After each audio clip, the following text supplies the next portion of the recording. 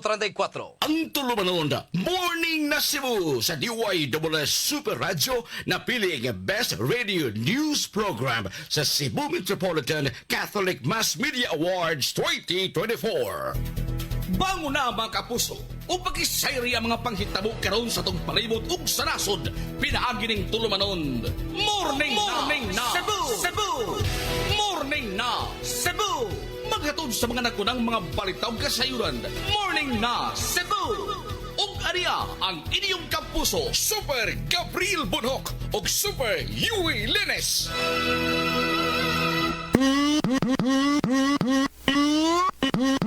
Good morning!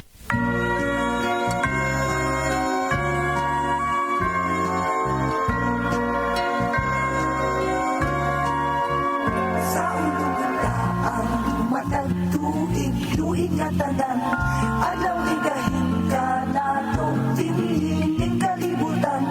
Manag-awita o magsayaw sa tumang kasaya, iwag nita ang kabubutong tanga ng aguba. Super Yui Lenes sa DYWS Super Radio. Gabriel Bunhok sa Super Radio. Morning na Cebu! Sugbo, Kabisayan ug Mindanao. Kini ang tulumanon Morning na Cebu! Kini ang mga ubos galagan sa kanginan. Kini Super Yowie Lanis. Ako usab si Super Gabriel Cañeda Bunhok. Good morning! Og karon na niyato mga headlines sa ato mga balita karong buntaga.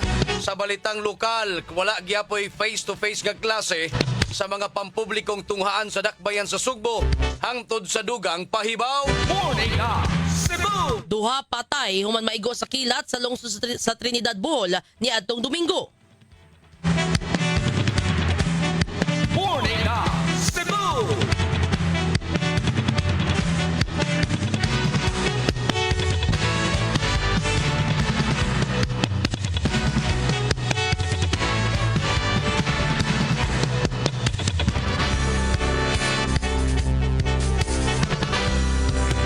Mga tent nga temporaryo unyang pahilunaan sa mga mulupyo nga nawagtangan og panimay tungod sa linog gipabarog sa bakanteng luna sa barangay Kugon, Bugos City. Morning na Cebu! Mga naapektuhan sa magnitude 6.9 nga linog sa Northern Cebu, padayon ang pagpanikamot silang pagbangon. Morning na Cebu!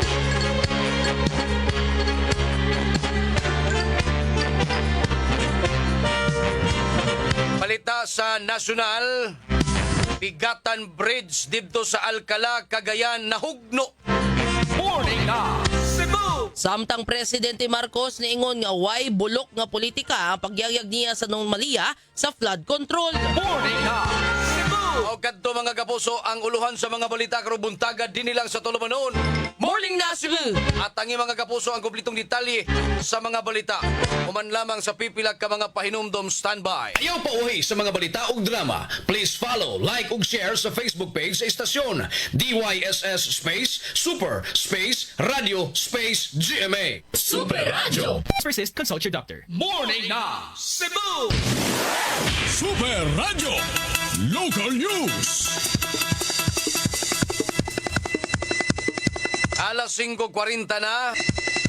Gi-anunsyo ni Cebu City Mayor Nestor Archival nga wala gihapoy face-to-face nga klase sa mga pampublikong tunghaan sa daycare, kindergarten, elementary ug high school sa dakbayan sa Sugbo karong adlaw Oktubre 7 hangtod sa dugang pahibaw.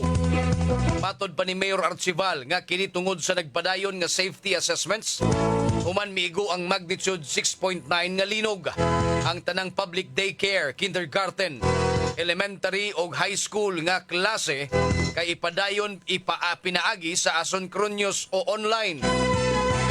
Samtang alang sa mga pribadong tunghaan og public colleges, gihatagan og diskresyon sa mayor ang mga school administrator sa paghimo og desisyon kabahin sa pagsuspenso sa ilang mga klase. Morning na Cebu! Patay ang duha ka batanon samtang angol ang tulo nila ka mga kauban human naigo sa kilat sa Purok 3 sa Barangay Kauswagan, lungsod sa Trinidad, probinsya sa Bohol, alas 7 sa gabi niya itong Domingo. Ang mga nakalas pulos mga 20 anyos nga lalaki, mga college student o pulos nagpuyo sa Barangay Kauswagan sa maong lungsod. Samtang ang mga naangol mo ang 23 anyos, 19 anyos ug 20 anyos nga pulos mga lalaki ug nagpuyo gyapon sa maong dapit.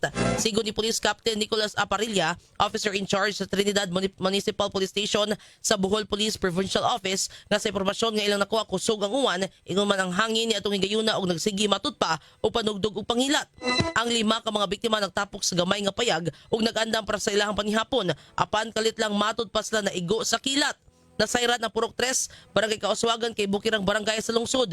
Ang duha ka mga namatay gidapa sa San Miguel Municipal Hospital apan gideklarar nga dead on arrival sa nag-atiman nga doktor, samtang ang tulo ka mga naangol ang padayon pang nagpaayo sa tambalanan. Nunod sa mga nitabo, si Police Captain Aparilla miawhag sa mga residente nga kun maglain na panahon sama sa kusog nga uwan, kilat ug dugdog, magpundo lang sa balay ug ipalayo ang cellphone ug ubang gamit nga mahimong makadakop og kilat. Morning na Cebu! Alas 5:42 gipabarog ang mga tent sa baganting luna sa Barangay Kugon sa Bugo City nga temporaryo unyang pahilunaan sa mga mulupyo nga nawagtangan og panimay tungod sa magnitude 6.9 nga linog. Nasayran nga kadaghanan sa mga nabiktima sa linog wala mo balik silang tagsa-tagsa ka mga panimay. Subay ni Mando si Presidente Ferdinand Marcos Jr. sa pagpabarog sa Tent City. Ilabi na kung dili diha dayon mapangitaan og kabalhinan ang mga nawad-an sa ilang panimay. Isusi nila ni DPWH Secretary Vince Dizon, Tourism Secretary Cristina Frasco og Philippine Red Cross Chairman og kanhi Senador Richard Gordon ang Tent City. Moabot sa 2,500 ka mga tents ang ipabarog sa dapit. Kompleto kini sa water station, sanitation facilities ug uban pa nga mga amenities. Gikan sa Bugo, nilahos ang mga opisyal sa lungsod sa Medellin kundi ipabarog usab ang Tent City. Kawawa naman kasi, di ba, yung mga kababayan natin that are currently nasa roads or nakakalat, di ba, kawawa sila from the elements. So, the LGU will be handling that. Inyong nadungog si DPWH Secretary Vince Dizon. First, we will start with those families na permanently yung bahay nila na damage talaga. And then second po, we will also try to, may report kasi second yung sa Philvox, there was a new fault line. So we will try to convince or maybe force evacuate those residing along the fault line. Inyo sang nadungog si Bugo City Vice Mayor Carlo Martinez. Morning na Cebu! Padayon sa pagpaningkamot silang pagbangon ang mga naapektuhan sa magnitude 6.9 nga linog sa Northern Cebu. Usa ka sayaw sa pag-ampong ato sa balaang bata gikan sa Barangay Mabolo, Cebu City ang gihad sa mga sakop sa Turang Dance Troupe at ubangan sa Archdiocesan Shrine of Santa Rosa de Lima.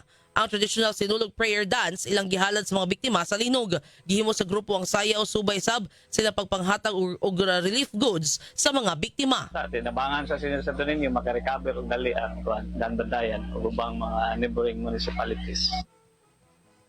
Inyong nadungog si Barangay Mabolo Kapitan Daniel Arguedo. Samtang niadtong Domingo wa kapugi sa pipila ka mga biktima sa linog nga mamahimong emosyonal di ang nitambong sa misa nga gihimo ilawom sa mga tents sa compound sa simbahan. Gihimug-atan ni Parish Priest Father Randy Nerbia siyang humili ang paghugot sa pagsalig sa Ginoo taliwa sa mga hagit sa kinabuhi. Samtang gisugda na ang inspeksyon sa mga nagusbat na simbahan sa Northern Cebu. Apil sa mga nisusi ang experts gikan sa International Council of Monuments and Sites ug mihimo sa rapid assessment ang National Historical Commission of the Philippines sa mga simbahan. Makikistorya pa ang kagamhanan ngadto sa Archdiocese of Cebu sa posibleng pagpaayo sa mga simbahan. Daan Bantayan has been the most affected church in this region. Compared to Bantayan, this has more structural failures, as we can see. This church is the load-bearing masonry structure, so that got ruptured during the earthquake. The fragility of some of the walls, especially conditions, might have contributed to the failure. Ang tipik sa pamahayag ni Joselito Corpus, ang head sa International Committee on Risk Preparedness Philippines. Human madiskubrihan ang Bugo Bay Fault nga gigikanan sa kusog nga linog, girekomendar sa PHIVOLCS sa pagpabalhin sa mga balay o istruktura sa fault. Mato sa ahensya, anaa sa 5 meters sa madagatbang nga habig sa fault ang gikinahanglang himuong buffer zones o sa pagkaron gisubay pa sa PHIVOLCS ang gitason sa mga fault nga mitadla sa barangay Nailon, Dakit ug La Paz. Ipadayon pa sa ahensya ang ilang pakisusi sa maong fault. Morning na Cebu! Alas 5:46 na po ka mga classroom sa Santa Rosa National High Schools ug sa Olango Island, siyudad sa Lapu-Lapu, ang dili na ipagamit. Matod pa ni Lapu-Lapu City Division DepEd Engineer Jonas Hakalan, may 990 pa na pabarog ang maong school building tungod sa danyos nga nihaguman sa mga haligi human sa 6.9 magnitude nga linog niadtong Martes sa gabi. Girekomendar ni Engineer Hakalan nga ipademolish ang maong school building. Next week mag-schedule mi mo ngadto kung unsa nga building ang among mailis ato niya para sa katukuan. For now, di sa to namo ipagamit nga building, i-cordon to namo. Sukad niadtong Miyerkules gikanselar ang klase sa tanang pampublikong tunghaan sa Lapu-Lapu kay gipangsusi una ang structural integrity sa tanang mga school buildings aron masiguro ang kaluwas sa mga tinun-an og magtutudlo. Ang principal among gistorya nga ikuan mo siya nga mag-shifting siya or mag-modular. Dingom to siya nga mag-shifting siya. Samtang nakitaan usab og pagpangliki ang usa sa mga haligi og nagpahirig usab ang laing usa ka haligi sa covered court sa City Central School. Ana na gina siya crack daan gamay no nya mo to nga pag after sa linog mo to ning dako-dako na siya plus ning katong dito dapit sa kuan nga ning hirig murag ning kuan siya murag ning tilt sa unsay term ana sakto murag ning hirig ba. Ang tipik sa pamahayag ni Amabel Veloz, ang assistant school head sa City Central School. Gikordona ang naasoing covered court samtang gipaabot pa ang rekomendasyon sa consultant sa City Engineering's Office. Matod pa sa assistant school head nga mahinungdanon kaayo ang covered court sa tunghaan kay didto nila ipahigayon ang tanan nilang school activities. Niadtong Biyernes gisusi usab ni Engineer Hakalan ang classroom sa grade 1 sa second floor sa 4-story school building nga nakitaan og pagpangliki ang haligi og ang bungbong og aduna say pagpangliki sa beam sa classroom sa grade 4 nga nahimutang sa 3rd floor ni ini. Maghuwa ta sa report ni Engineer Compedio regarding ani kay yaman ning gi-assess structurally. So unsay iyang gawa sa report paggamit pa niya di mag-agad ta. Ni saad man to siya nga karong adlaw mahatag niya. Ang tipik sa pamahayag ni Engineer Hakalan, matod pa ni Engineer Hakalan ang nahipos niya nga mga report sa danyo sa tulog ka mga tunghaan ang basihan nila sa pundo nga igahin aron makapatukod og school building o sa bisan unsa mang repair nga gikinahanglan. Morning na Cebu! Gilibkas na niatong Domingo sa Department of Labor and Employment Condole 7 ang work stoppage orders sa usa ka kumpanya nga ilang giisyuhan og cease and desist order human nakitaan og kalapasan sa occupational safety and health niadtong Sabado. Matod ni Attorney Roy Buenafe, ang regional director sa Dole 7 nga nakakomply na ang kumpanya silang gipangayo nga requirements sinungdan nga niadtong Domingo sa gabi ilan nang gilibkas ang work stoppage order sa maong kumpanya. Gidugang ni Attorney Buenafe nga unom ka mga reklamo ang ilang nadawat kalabot sa BPO company nga nakalapas sa protocol ug duha pa lang ang ilahang na-inspect.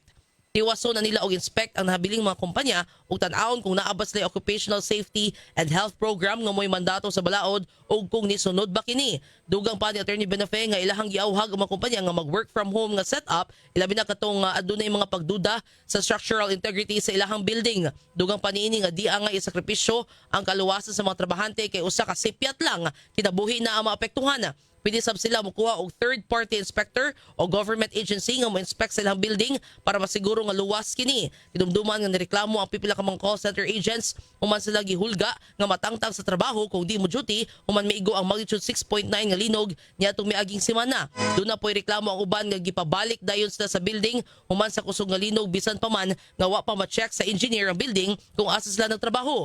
Doon na sa nireklamo nga sa dihang naglinog na gialihan ang exit para di makagawa sa mga empleyado sa ilahang building. Morning na Alas 5:50 gibutyang ni Department of Labor and Employment Condole 7 Regional Director Roy Buenafe nga gipasalig ni Secretary Bienvenido de Guesma nga 100 million pesos ang igahin sa Dole alang sa mga trabahante nga apektado sa magnitude 6.9 nga linog sa Bogo City niadtong miaging semana. Matod pa ni Regional Director Attorney Buenafe nga pinangkamutan nila nga ang tanang apektadong trabahante nga nawad-an og trabaho tungod sa 6.9 magnitude nga linog kay swelduhan og 5,400 ka pesos sud sa napo kaadlaw. Iagi kini nila sa tupad program o tulong tulong panghanap buhay ng ating sa ating disadvantaged displaced workers o ilaha kining trabahuan sud sa napo kaadlaw usa sa mga trabaho o ang pagtabang sa ilahang employer sa paglimpyo. Morning na Cebu! Alas 5:51 na mga kapuso. Super Radio Report. Tulo ang naangol sa panagbangga sa motorsiklo sa Moalboal. Super Guam Lugronyo pasok. Lakip nga naangol ang usa ka 5 anyos kaya batay ng bahay human ag usa ka motorsiklo. Gibanggaan ang Inmax gibanggaan og laing gamay ka motorsiklo. Ang insidente nitabo ni kagabi alas 9:10 ang kagabion. Ito ni mitabo sa may National Highway corner para sa Road, Barangay Poblacion East, kalungsod sa Moalboal. Kini nga maog Inmax gibaniho ning usa ka 26 anyos nga ulitaw nga taga sitio Panagsama, Barangay Basdiot, lungsod sa Moalboal. Angkas niya aga 5 anyos niya anak ang nakabangga nila kini usa ka estudyante nga 27 anyos nga taga sitio Luok, Barangay Sabina, lungsod sa Moalboal. Nag-una ning Inmax samtang nagsunod ni motorsiklo sa estudyante. Kusog kaya nakapandahan ka ng estudyante padung sa Mupauli apa na pag-abot sa gitag lugar kalit lang sila nagidaro sa motorsiklo nga manihon ni mga estudyante kinungdan nga bunal ang duha ka mga motorsiklo kini nga tulo ka mga biktima lakip na kini 5 anyos ang nalalig ngadto na sa Tambalanan.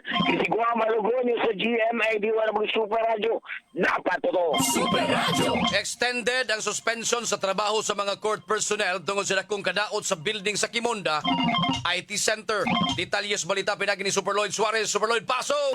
Tungod sa kadaot sa building sa Kimunda IT Center nga naa diha ang atuang Cebu City Hall of Justice, way trabaho sugod kag hapong adlaw hangtod na sa Biyernes. Kini gumikan kay pending pa ang investigation o ang iyang inspection sa structural o sa electrical nga aspito.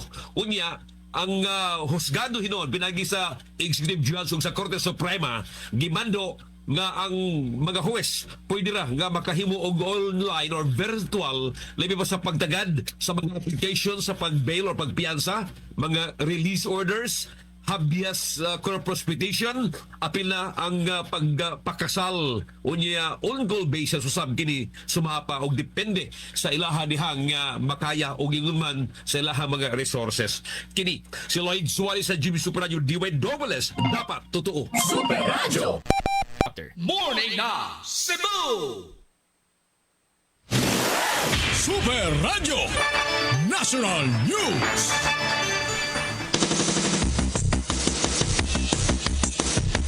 Alas 5:57, dili na magian sa bisan unsang matang sasakyanan ang pigatan na bridge dito sa Alcala, Cagayan, human kini nahugno kagahapon.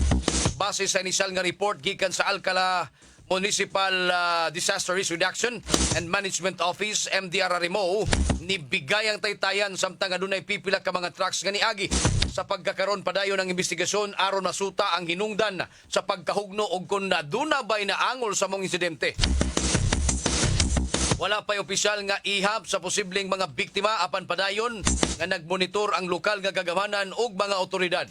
Ang Pigatan Bridge may usa sa mga nag-unang dalan sa Alcala nga nagdugtong sa mga silingang lungsod sa Cagayan Valley. Sa wala pa ang maong insidente, una nang nahugno ang Kabagan Bridge sa Isabela nga hinungdan sa grabe nga pagkabalda sa transportasyon ug patigayon sa rehiyon. Ang Alcala LGU nagpadala na og mga heavy equipments alang sa pagpahigayon og clearing operations ug assessments. Morning na Cebu! Alas 5:58 na mga kapuso. Super Radio Weather News. Alang sa itong weather update, Ma'am Julina Marte, good morning. Buntag Ma'am Yui og Sir Gab og sa itong mga suking tipaminaw matong latest sa weather update. Ang northeasterly wind flow mao nakapektar dinha sa may silangang bahin sa northern ug central Luzon, samtang kining intertropical convergence zone o ITCZ maong padayon nakapektar dinha sa may Palawan, Visayas ug sa may Mindanao. Sa laing bahin kinatong ginamonitor na bagyo gawa sa itong Philippine Area of Responsibility nga naay international name na Halong, kay as of 3 a.m. today kay kay nanani nahimutang dinha sa kalayong 1,875 kilometers east-northeast of extreme northern Luzon. Layo ra gihapon kini sa atong Philippine landmass, mao wala kini direktang epekto sa bisag-asang bahin sa atong nasod. Sa laing bahin kadtong cloud cluster na atong ginamonitor atong niaging adlaw, gawas gihapon sa atong Philippine Area of Responsibility kay nahimo na into a low pressure area. Og for the next 24 hours, taas na ang tsansa na ini na mahimong usa ka bagyo. Og as of 2 a.m. today, naana ni dinha sa kalayong 2,290 kilometers east of Eastern Visayas. Og para naman sa atong weather condition karong adlaw, kay ang tibok Visayas kay makasinati kata karon og madag-umon nga kalangitan, kiniugan aning mga katag-katag nga pagulan pagpanugdo og kilap dala o tungod aning ITCZ. Wa pod kitay active na gale warning, mong padayon kitang makasinati sa hinay ngadto na sa kasarangan ng paghuros sa hangin na magumikan sa amin ang silangan ngadto na sa amin ang kasadpan, di antong katagatan magpabiling malinawon ngadto na sa kasarangan ng mga pagbulod. Dinhi sa Sugbo atong katagatan kay nihunas ganinang alas 4:48 sa kadlawon ug motuob kini unya sa alas 11:11 sa buntag. Temperatura nato for the next 24 hours magduwa kini sa 25 ngadto na sa 32 degrees centigrado ug atong haring adlaw kay nisilang ganinang alas 5:33 sa buntag ug mosalop kini unya sa alas 5:31 sa hapon. Ug matong latest weather update gikan dire sa buwatan sa DOST Pagasamaktan, kini si Junina Marte mayong buntag ug daghang salamat.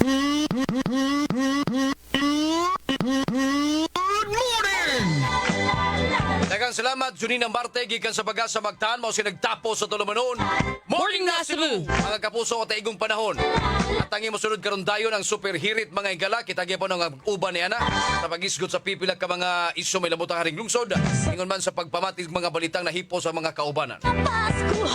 Tangas kadaguan resistasyon Super Kit Matos Cortez atong station manager, Algin Napakita Program Director, Patch Anthony Inson News Director dito sa la transmitter site, Super Alan Haka. Salamat sab kayo sa mga listeners nato sa Barangay RT Super Yui. Atong sparring partner Super Dondon Chip Villa Carlos Jr. Iniusabi nyo mga tigbalita. Kini gihapon Super Yowie Lanis. Ako si Super Gabriel Canyeda Bunhok. Dili lang sa tulumanon.